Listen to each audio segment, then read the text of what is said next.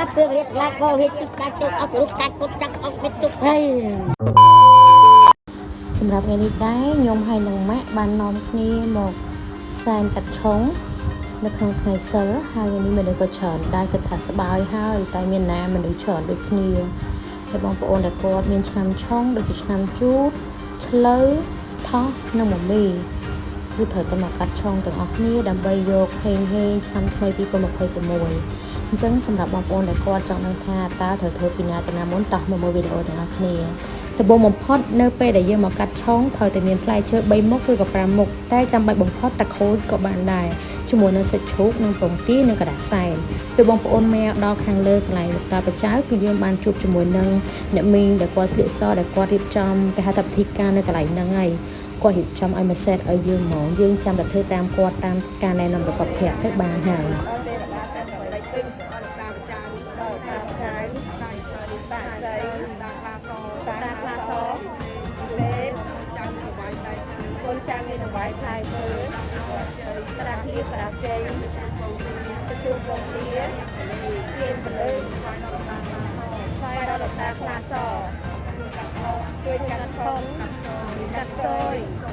សូមលៀប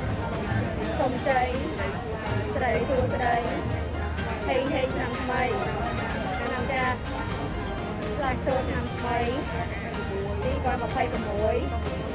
សូមឲ្យបងចៅបានសេចក្តីសុខរីកចម្រើនទៅវិញពេលដែលយើងអុជធូបបួងសួងសូមពរជ័យសិរីសួស្តីសម្រាប់ឆ្នាំថ្មី2026រួចរាល់យើងក៏យកធូបដែលយើងបានបួងសួងនោះទៅដល់តាម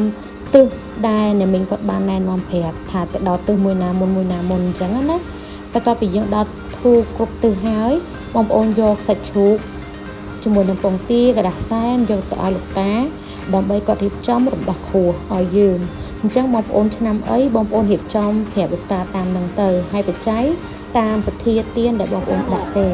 các tư liệu lại vô hết sức các chỗ ốc lúc các cốt chắc ốc biết tục chắc rút hết sức các tư liệu lại vô hết sức các chỗ ốc lúc các cốt chắc ốc biết tục hay ở đây cắt đặt các cốt chắc cắt tóc thuộc này cắt chơi nhạc con hình trô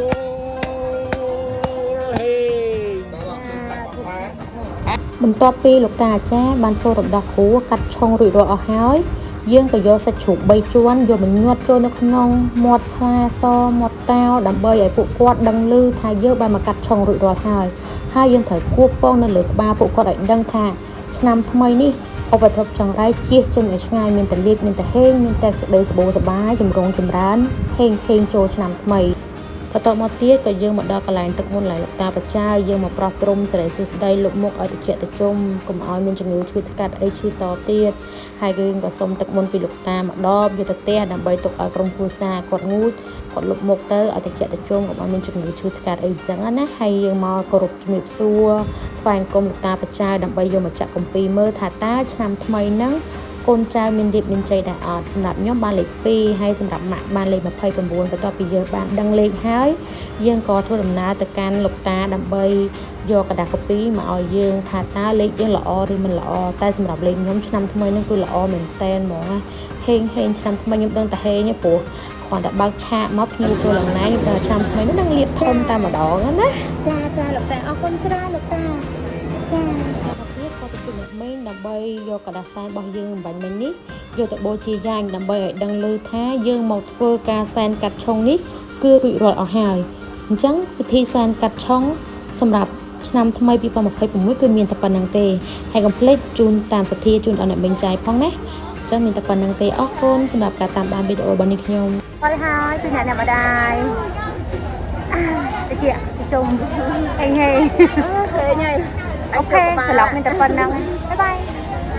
ហើយសម្រាប់បងប្អូនសុភាពនារីឬក៏សុភាពបុរសដែលគាត់មានបញ្ហាមុខមុនអកមុនឬក៏មុខខ្ទុះមុខមានបញ្ហាញិចមុនទៅមិនអស់បងប្អូនអាចមកកន្លែងចេប៊ីបានណាតាន័យថាញិចមកអស់ហ្មងហើយបងប្អូនឃើញជាស្ដាយណាញិចអត់មានកំណត់ម៉ោងទេមកស្អាតមកអស់តែម្ដងព័ត៌មានលម្អិត inbox មកណាអរគុណ